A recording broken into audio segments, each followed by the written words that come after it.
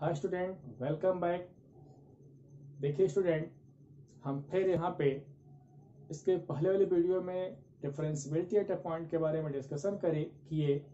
अब हम लोग डिस्कशन चल रहे हैं कि ज्योमेट्रिकल मीनिंग ऑफ डिफरेंशियबिलिटी।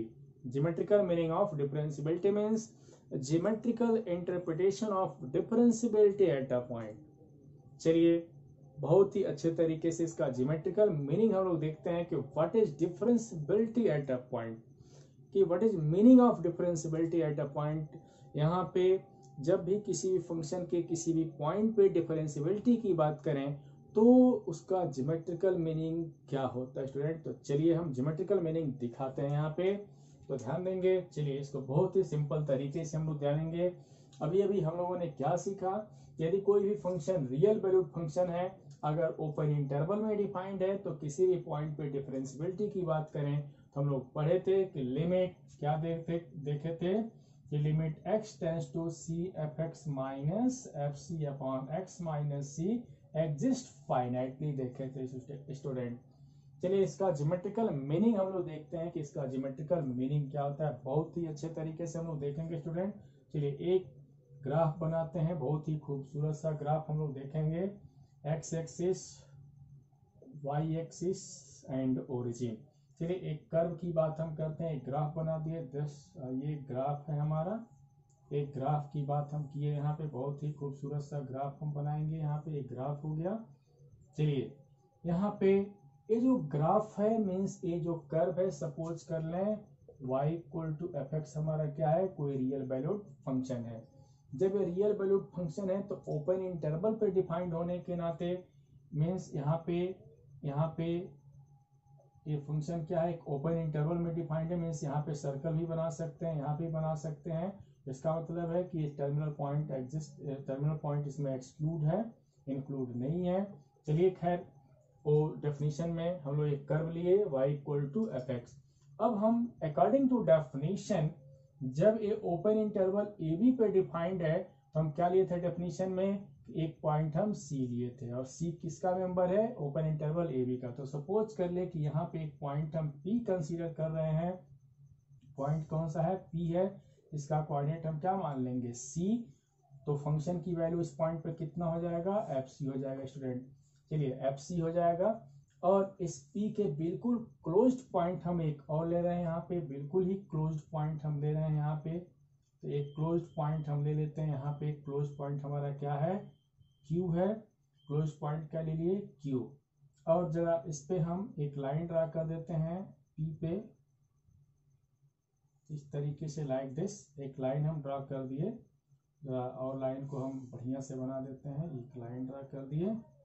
चलिए एक पॉइंट हम यहाँ पे Q ले लिए और Q का कोऑर्डिनेट हम लिख दिए। ध्यान देंगे यहाँ पे Q का जो कोऑर्डिनेट हम लिखेंगे, यहाँ पे कोऑर्डिनेट ऑफ Q, ये जो पॉइंट है यहाँ पे कितना हम लिखेंगे, यहाँ पे देखें, यहाँ पे कोऑर्डिनेट ऑफ Q हम लिख दे रहे हैं। देखें यहाँ पे Q हम लिख दे रहे हैं, इस तरीके से समझे। यहीं पे है कि C एक P से जस्ट पहले है, तो C माइनस एच, इसमें फंक्शन की वैल्यू कितनी होगी, ये हो जाएगा। और यहाँ पे भी एक पॉइंट हम ले लिए Q, यहाँ पे हम R ले लेंगे जो P से क्या है, आगे की तरफ है। तो 100% C से स्लाइटली क्या होगा, ग्रेटर होगा। तो C प्लस एच एंड यहाँ पे फंक्शन की वैल्यू भी C प्लस एच। स्टूडेंट यहाँ पे ध्यान देंगे, P से हम Q को ज्वाइन कर देते हैं। ध्यान देंगे यहाँ पे P से हम Q को ज्वाइन कर दिए और Q से किसको ज्वाइन कर दिए, फिर यहाँ से P को ज्वाइन कर दिए। मीन्स यहाँ पे स्ट्रेट लाइन से ज्वाइन किया। स्टूडेंट ध्यान देंगे, किससे ज्वाइन किए हैं, स्ट्रेट लाइन से ज्वाइन किए हैं। इसके ज्योमेट्रिकल मीनिंग को हम लोग को देखना है, स्ट्रेट लाइन से हम ज्वाइन किए। चलिए यहाँ पे स्लोप ऑफ कार्ड पहले PQ निकालते हैं। यहाँ पे क्या निकाले हम लोग, स्लोप ऑफ कार्ड PQ निकाले। यहाँ पे बहुत इंटरेस्टिंग चीज, slope of card PQ, slope of card PQ। फटाफट हम लोग ज्योमेट्रिकल मीनिंग समझना है, स्लोप ऑफ कार्ड PQ।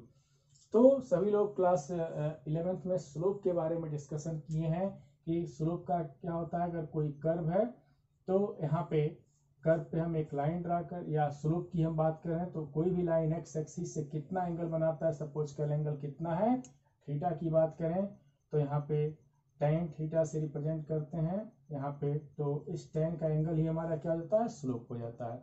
लेकिन अगर यही दो पॉइंट्स की बात करते हैं, एक पॉइंट को हम x1 y1 ले लें, एक पॉइंट को हम x1 y1 ले लें, दूसरों क्या ले लें x2 y2 ले लें, तो स्लोप निकालने होंगे कि y2 minus y1 upon x2 minus x1। माने यहाँ पहले y कोऑर्डिनेट लिखते हैं फिर x कोऑर्डिनेट लिखते हैं, तो स्लोप ऑफ कार्ड PQ कितना होगा, y कोऑर्डिनेट की बात हम करेंगे तो y कोऑर्डिनेट यहाँ पे देख सकते हैं, यहाँ पे कितना है, देखें यहाँ पे क्या लिखेंगे, FC minus h minus FC, function की वैल्यू y कोऑर्डिनेट का वर्क कर रहा है देख सकते हैं, और अपॉन x कोऑर्डिनेट, देखें पहला x कोऑर्डिनेट है दूसरा y कोऑर्डिनेट है, यहाँ पे कितना हो जाएगा, इन दोनों का डिफरेंस की बात करें तो c माइनस h माइनस कितना हो जाएगा c, ऐसी को हम इस तरीके से भी लिख सकते हैं कि FC minus h minus FC upon कितना हो जाएगा, c से c कैंसिल तो माइनस h। इस स्लोप ऑफ कार्ड PQ होगा स्टूडेंट। इसी तरीके से हम क्या निकालें, यहाँ पे देखें स्लोप ऑफ कार्ड PQ निकाल दिए।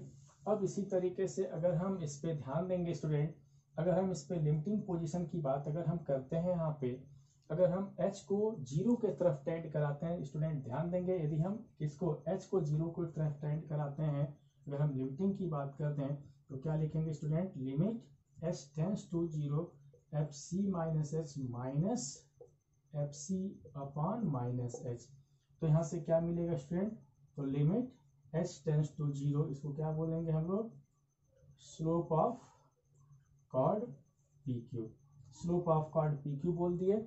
इसका मतलब कि फिर यहाँ से देखें कि लिमिट, बहुत इंटरेस्टिंग चीज कि लिमिट देखें h जब h 0 को टेंड करेगा, देखें स्टूडेंट जब h 0 को टेंड करेगा, यहीं पे ग्राफ से ही देखेंगे कि जब h 0 के तरफ जाएगा तो Q किसके तरफ जाएगा, P के तरफ होता जाएगा, क्योंकि देखें जब ही h 0 के तरफ बढ़ रहा है तो यह पॉइंट हमारा किसके तरफ बढ़ रहा है, देखें यहाँ पे h था ही, लेकिन h 0 के तरफ होने का मतलब पॉइंट जो Q है किसके तरफ बढ़ेगा, P के तरफ। तो यहाँ से लिख सकते हैं कि लिमिट इस केस में Q tends to P, Q tends to P, यहाँ पे क्या हो जाएगा, यहाँ पे स्लोप ऑफ कार्ड PQ। इसका मतलब है कि जब ही Q हमारा P के तरफ बढ़ेगा तो यही जो स्लोप है, देखें ये जब ही Q P को कोइंसाइड कर जाएगा तो यह जो लाइन यहाँ पे दिखाई दे रहा है, जो सेकेंड लाइन जो दिखाई दे रहा है वो P को सिर्फ क्या कर रहा है, यहाँ पे टच कर रहा है, तो यहाँ पे क्या बोलेंगे इसको, slope of tangent at P हो जाएगा। तो जब ही यहाँ पे Q जब P के तरफ टेंड कर रहा है तो इसका मीनिंग क्या हो जाएगा स्टूडेंट, इसके बाद यहाँ पे देख लेंगे तो इसका मीनिंग क्या हो जाएगा, इसके बाद यहाँ पे हम लोग देख सकते हैं, तो यहाँ पे हम देख लिए, यहाँ पे इसका मतलब क्या कि स्लोप ऑफ, यहाँ पे हम लोग देख सकते हैं कि slope of tangent at P हो गया, क्या हो गया, slope of tangent at P, लेकिन कब, when Q tends to P, कब, व्हेन टेंड्स, यहाँ पे when Q tends to P, जब Q P को टेंड्स कर रहा है तो यह जो लाइन है वो किसमें कन्वर्ट हो जा रहा है, P को सिर्फ टच कर रहा है, तो टच होने की वजह से इसका नाम क्या पड़ जाता है, टेंजेंट पड़ जाता है, किस पॉइंट पे है, P पे। इसका मतलब अब देखें जब h 0 को टेंड करा तो यह लिमिट हम निकाले, यहाँ पे जो स्लोप ऑफ कार्ड PQ की वैल्यू जब लिमिटिंग पोजीशन में देखे तो यह क्या मिला, slope of tangent at P मिला। इसी तरीके से स्टूडेंट, इसी तरीके से अब हम लोगों ने क्या देखा कि राइट से अगर सॉरी लेफ्ट क्या शो कर, लेफ्ट हैंड डेरिवेटिव शो करने लगा, यदि हम लेफ्ट से P के तरफ जा रहे हैं तो भी क्या मिला, slope of tangent at P मिला। अब जरा राइट से P के तरफ आकर के देखते हैं कि हमको क्या मिलता है स्टूडेंट, को ध्यान देंगे, लेफ्ट से गए तो slope of tangent at P एक ही पॉइंट को टेंड कर रहा है, Q टेंड्स टू P। अब राइट से हम P के तरफ आते हैं तो देखते हैं क्या मिलता है स्टूडेंट, चलिए देखते हैं फटाफट। तो देखा जाए राइट से हम P के तरफ आने की कोशिश कर रहे हैं, तो फटाफट हम देखें कि राइट से P के तरफ आ रहे हैं तो क्या मिल रहा है। तो चलिए इसी तरीके से अगर राइट से P के तरफ आते हैं तो देखें क्या लिखेंगे, यहाँ पे यही बात है, स्लोप ऑफ, यहाँ पे लिखते हैं कि स्लोप ऑफ कार्ड PR, यहाँ से कितना होगा, इसका स्लोप फटाफट हम निकाल लें, कितना लिखेंगे, वही का फॉर्मूला y2 माइनस y1, तो c plus h minus FC upon कितना हो जाएगा, जब इसमें से इसको माइनस कर देंगे, देखिए इसमें से इसको माइनस कर देंगे तो कितना होगा, c plus h minus c, this is equal to FC plus h minus FC upon कितना, c से c कैंसिल तो क्या मिला h। चलिए यहाँ पे भी लिमिटिंग वैल्यू हम लोग देखते हैं, तो यहाँ पे क्या लिख देंगे, limit h tends to 0 F C plus h minus F C upon कितना h। तो यहाँ पे भी लिमिटिंग वैल्यू दे h टेंड्स टू 0, हमको क्या मिला यहाँ पे slope of chord P R मिला। देखें वही कंडीशन है कि जब h 0 को टेंड करे तो r किसको टेंड करेगा, p को टेंड करेगा। यहाँ पे limit r tends to p, यहाँ पे क्या मिला स्लोप ऑफ कॉर्ड हमको क्या मिला पी आर। तो इसका मीनिंग क्या हो गया, देखें इसका मीनिंग हो गया कि जब r p को टेंड कर रहा है, देखें यह जो पॉइंट इस पे कोइंसाइड कर जाएगा, तो फिर यह जो सेकेंड लाइन है एक यहाँ पे क्या मिल जाएगा, p को सिर्फ टच कर रहा है, पॉइंट p को टच कर रहा है, इसलिए इसका क्या नाम होगा, यहाँ पे लिख सकते हैं स्लोप ऑफ क्या, वह जो लाइन है टेंजेंट के फॉर्म में हो गया स्लोप ऑफ टेंजेंट एट किस पॉइंट पे, slope of tangent at p की बात। यहाँ पे हम लोगों ने देखा कि लेफ्ट से अगर हम p के तरफ चल रहे हैं तो रिजल्ट एक ही आया, स्लोप ऑफ टेंजेंट आ गया। अगर राइट से हम p के तरफ चले तभी भी रिजल्ट वही आया। इसका मतलब है, जिसका ज्योमेट्रिकल मीनिंग है कि यदि हम राइट से भी p के तरफ चले और लेफ्ट से भी p के तरफ चले तो रिजल्ट हमारा एक ही आ रहा है। क्या हो रहा है, slope of tangent at p। Means हम देखें कि दो जगह से चले बट हमारा टेंजेंट सिर्फ एक ही मिल रहा है। तो डिफरेंशियबिलिटी मीन्स अगर किसी भी पॉइंट पर डिफरेंशियबिलिटी की बात किए तो उस पॉइंट पे अगर हम p पे डिफरेंशियबिलिटी की बात हम किए, x इक्वल टू c पे बात किए, तो उस पॉइंट पे सिर्फ और सिर्फ क्या होगा, यूनिक टेंजेंट हम ड्रॉ कर सकते हैं। स्टूडेंट क्या ड्रॉ कर सकते हैं, यूनिक टेंजेंट ड्रॉ कर सकते हैं इस पॉइंट पे, ध्यान देंगे। तो differentiability at p means unique tangent at p। क्या होगा, यूनिक टेंजेंट एट p इसका मतलब हो जाता है। और इसका मतलब और भी हो जाता है कि दोनों ही केस में हम देख रहे हैं कि जब भी कोई फंक्शन किसी भी पॉइंट पे अगर डिफरेंशिएबल हो तो यहाँ पे सिर्फ यूनिक टेंजेंट हमको मिलेगा।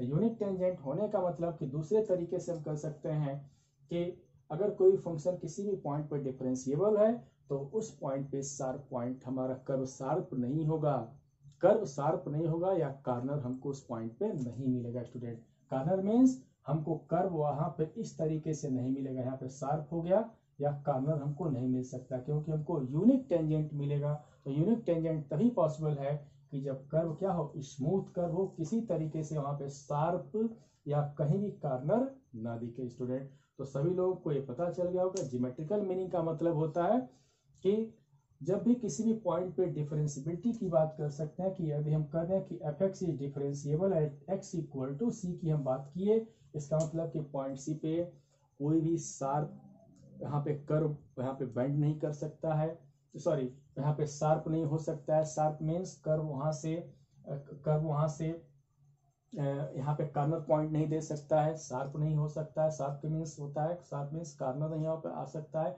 क्यों, क्योंकि यहाँ पे दोनों ही केस में देखें कि लेफ्ट से देखें और राइट से देखें, दोनों तरफ से देखें तो टेंजेंट कैसा मिला, यूनिक मिला। स्टूडेंट तो टेंजेंट यूनिक होने की वजह से हम कह सकते हैं कि जब भी किसी भी कर्व की डिफरेंशियबिलिटी चेक करना है तो वहाँ पे टेंजेंट हमेशा क्या होना चाहिए, यूनिक होना चाहिए। तो लेफ्ट हैंड से भी राइट हैंड से भी एग्जिस्ट करे और दोनों क्या होना चाहिए, इक्वल होना चाहिए। स्टूडेंट तो ये ज्योमेट्रिकल मीनिंग भी समझ में आ गया होगा। फिर मिलते हैं एक क्वेश्चन के साथ। वेलकम बैक स्टूडेंट, हम एक क्वेश्चन के साथ आ रहे हैं, लेकिन क्वेश्चन करने से पहले कुछ इंपॉर्टेंट पॉइंट लिखे हैं, इस पॉइंट को याद रखेंगे स्टूडेंट, बहुत ही इंपॉर्टेंट पॉइंट है।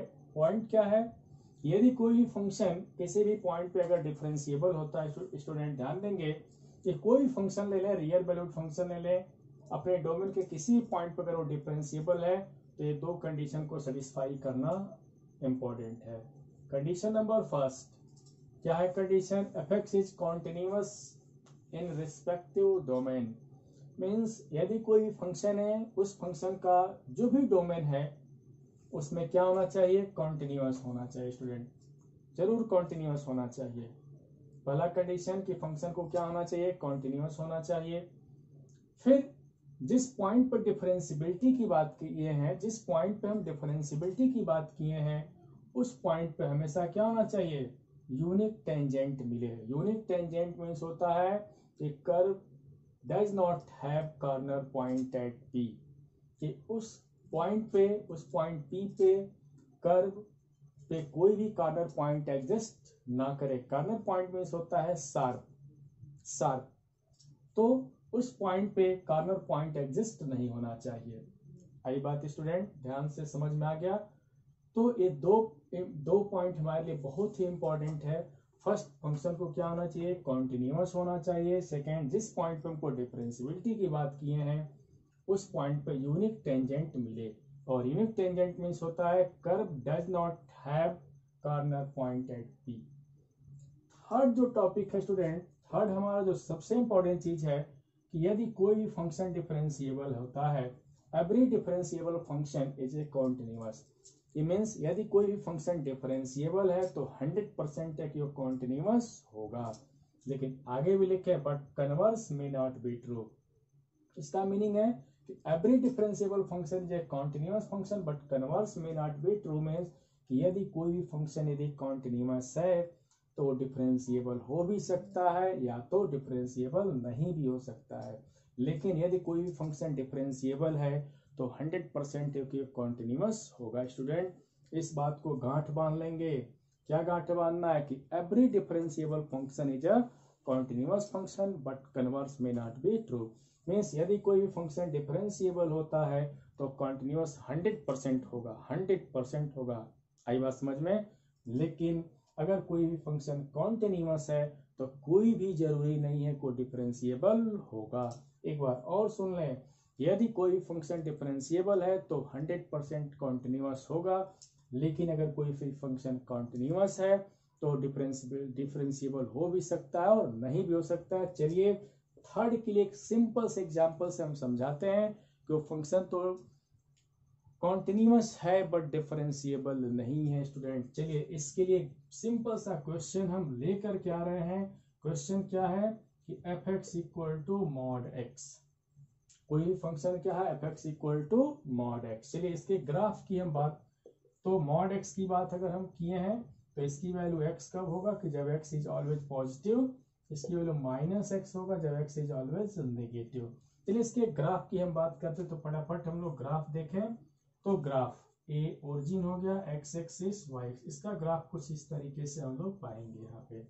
तो ग्राफ हम यहाँ पे देखें तो ग्राफ में हम लोग को देखा कि जो मॉडुलस फंक्शन है, पहले ही हम बता चुके हैं कि modulus function is everywhere continuous. हम बता चुके हैं कि मॉडुलस फंक्शन जो होता है, देखें यह जो रीजन है हमारा क्या है, x > 0 का रीजन है, और यह जो रीजन है x < 0 का रीजन है। स्टूडेंट, तो यहाँ पे देखें कि फंक्शन क्या है, विदाउट लिफ्टिंग द पेन की बात आ गई तो फंक्शन तो कॉन्टिन्यूअस है। देखें कॉन्टिन्यूअस तो है, देखें ध्यान से, कॉन्टिन्यूअस तो है, ये फंक्शन क्या है, कॉन्टिन्यूअस है। लेकिन ओरिजिन की बात अगर करें तो देखें यहाँ पे ओरिजिन पे कॉर्नर पॉइंट हमको मिला। देखें ओरिजिन पे कॉर्नर पॉइंट मिला, कर्व इस तरीके से बेंड हो गया ओरिजिन पे लाइक दिस। तो ये हमारा यहाँ पे कॉर्नर पॉइंट है, मीन्स शार्प हो गया, कर्व यहाँ पे शार्प हो गया।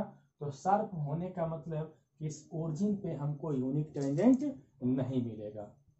क्यों? जो कर्व एक यहाँ से जा रहा है, एक यहाँ से, इस तरीके से कर्व यहाँ पे क्रॉस हो गया तो यहाँ पे शार्प पॉइंट हो गया। शार्प मीन्स यहाँ पे कॉर्नर हो गया, तो यहाँ पे यूनिक टेंजेंट नहीं मिलेगा। एक पॉइंट के यहाँ पे दो टेंजेंट मिलेगा स्टूडेंट, यहाँ पे तो यूनिक हमको मिला नहीं, और एक पॉइंट के लिए एक ही टेंजेंट होना चाहिए। इसलिए ये जो फंक्शन है कॉन्टिन्यूअस तो है बट डिफरेंशिएबल नहीं है। लेकिन किस पॉइंट पे, पॉइंट ऑफ डिफरेंशिएबिलिटी यहाँ पे किस पॉइंट पे डिफरेंशिएबल नहीं है, तो ओरिजिन पे। तो जहाँ पे 0 हमारा जो ओरिजिन होगा वो क्या होगा, वो पॉइंट ऑफ डिफरेंशिएबल, वो जो वह पॉइंट है जिसपे फंक्शन क्या हो, डिफरेंशिएबल नहीं है। क्योंकि यहाँ पे हमको क्या मिला, शार्प मिल गया, कॉर्नर मिल गया।